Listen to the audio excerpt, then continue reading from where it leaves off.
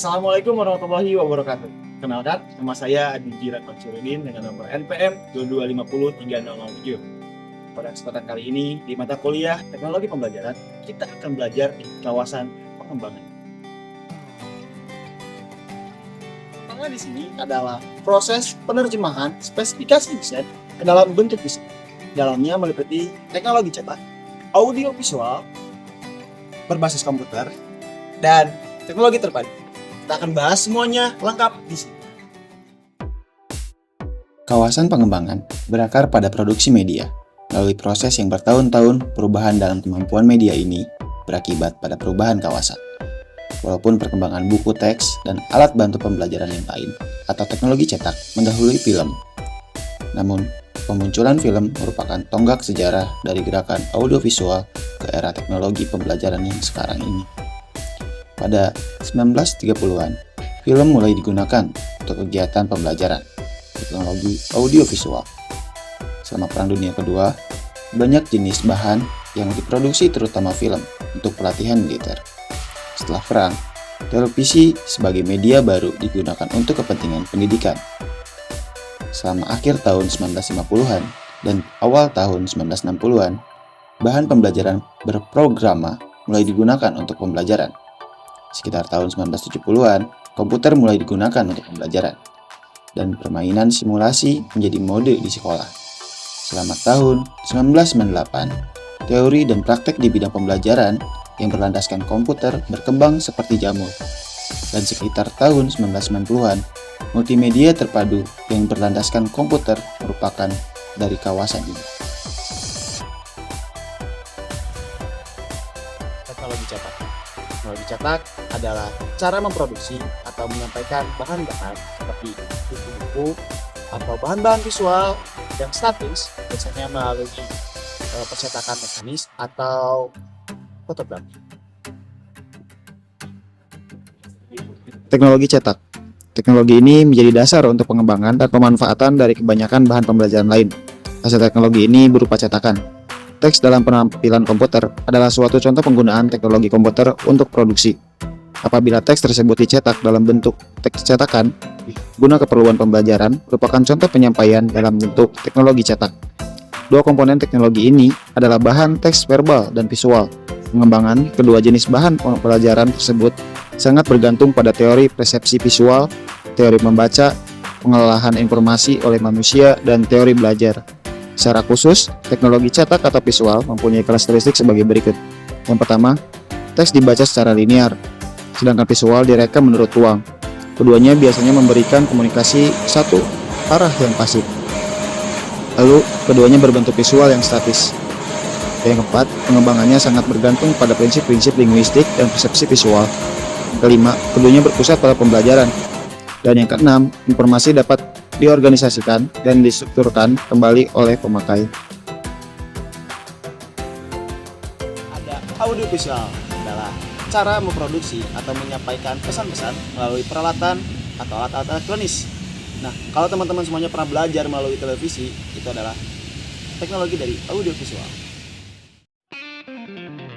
Teknologi audiovisual. Pembelajaran audiovisual dapat dikenal dengan mudah karena menggunakan perangkat keras di dalam proses pengajaran. Peralatan audiovisual memungkinkan pemproyeksian gambar hidup, pemutaran kembali suara, dan penayangan visual yang berukuran besar. Pembelajaran audiovisual didefinisikan sebagai produksi dan pemanfaatan bahan yang berkaitan dengan pembelajaran melalui penglihatan dan pendengaran yang secara eksklusif tidak selalu harus bergantung kepada pemahaman kata-kata dan simbol-simbol sejenis. Secara khusus, teknologi audiovisual cenderung mempunyai karakteristik sebagai berikut. Yang pertama, bersifat linear. Yang kedua, menampilkan visual yang dinamis. Yang ketiga, secara khas digunakan menurut cara yang sebelumnya telah ditentukan oleh desainer atau pengembang. Yang ketiga, cenderung merupakan bentuk representatif fisik dari gagasan yang real dan abstrak. Yang keempat, dikembangkan berdasarkan prinsip-prinsip psikologi, tingkah laku, dan kognitif. Yang kelima, sering berpusat pada guru, kurang memperhatikan interaktivitas belajar si pembelajar. Di nomor 3 ada berbasis komputer. Di sini adalah cara memproduksi atau menyampaikan pesan-pesan melalui alat kecil yang namanya mikroprosesor yang dalam komputer. Jadi kalau teman-teman belajar melalui komputer, melalui layar komputer, dan belajar menggunakan aplikasi-aplikasi komputer, itu adalah bagian dari teknologi berbasis komputer. Nah, tapi kalau buat di sini itu lebih ke arah komputer-komputer yang lawas. Nanti kalau untuk komputer-komputer yang terbaru, itu masuk ke pembelajaran buku. Teknologi berbasis komputer. Pada dasarnya, teknologi berbasis komputer menampilkan informasi kepada pembelajar melalui tayangan di layar monitor. Berbagai aplikasi komputer biasanya disebut Computer Based Instruction atau CBI, Computer Assisted Instruction atau CIA, atau Computer Managed Instruction atau CMI. Aplikasi-aplikasi ini hampir seluruhnya dikembangkan berdasarkan teori perilaku dan pembelajaran terprogram. Akan tetapi, sekarang lebih banyak berlandaskan pada teori kognitif. Aplikasi-aplikasi tersebut dapat bersifat: yang pertama, tutorial, pembelajar utama diberikan; yang kedua, latihan dan pengulangan untuk membantu pembelajar mengembangkan kefasihan dalam bahan yang telah dipelajari sebelumnya; yang ketiga, permainan dan simulasi untuk memberi kesempatan menggunakan pengetahuan yang baru dipelajari; dan yang kelima, sumber data yang kemungkinan pembelajar untuk mengakses sendiri susunan data melalui tata cara pengaksesan atau protokol yang ditentukan secara eksternal. Teknologi komputer, baik yang berupa perangkat keras maupun perangkat lunak, biasanya memiliki karakteristik sebagai berikut. Pertama, dapat digunakan secara acak, di samping secara linear. Yang kedua, dapat digunakan secara sesuai dengan keinginan pembelajar, di samping menurut cara seperti yang dirancang oleh pengembangnya. Yang ketiga, gagasan-gagasan biasanya diungkapkan secara abstrak dengan menggunakan kata, simbol, maupun grafis. Yang keempat, prinsip-prinsip ilmu kognitif diterapkan selama pengembangan. Yang terakhir, belajar dapat berpusat pada pembelajar dengan tingkat interaktivitas tinggi. Sekarang kita masuk ke dalam teknologi komputer yang lebih maju dengan spesifikasi ini, disebut dengan teknologi terpadu, nomor 4 ini. Nah, di sini adalah bagaimana memproduksi atau menyampaikan pesan-pesan dengan menggunakan seluruh media dengan terorganisir oleh satu komputer dengan spesifikasi yang tinggi. Kita akan bahas lebih lanjut. Yang terakhir, teknologi terpadu. Keistimewaan yang ditampilkan oleh teknologi ini, khususnya dengan menggunakan komputer dengan spesifikasi tinggi, yakni adanya interaktivitas pembelajaran yang lebih tinggi dengan berbagai macam sumber belajar. Pembelajar dengan teknologi terpadu ini mempunyai karakteristik sebagai berikut. Yang pertama, dapat digunakan secara acak, di samping secara linear. Yang kedua, dapat digunakan sesuai dengan keinginan pembelajar, di samping menurut cara seperti yang dirancang oleh pengembangnya. Yang ketiga, gagasan-gagasan sering disajikan secara realistik dan konten pengalaman belajar, relevan dengan kondisi belajar, dan di bawah kendali pembelajar.